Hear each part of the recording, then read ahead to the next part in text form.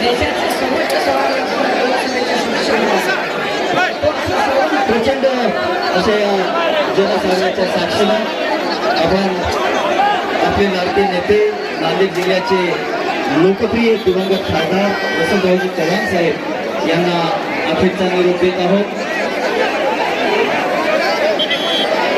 आणि वसंतरावजी चव्हाण साहेबांना शेवटचा निरोप देण्यासाठी या ठिकाणी आदरणीय आमदार श्यामसुंदर शिंदे साहेब यांच्या अर्धांगिनी आशाताई श्यामसुंदर शिंदे या ठिकाणी उपस्थित झालेले आहेत।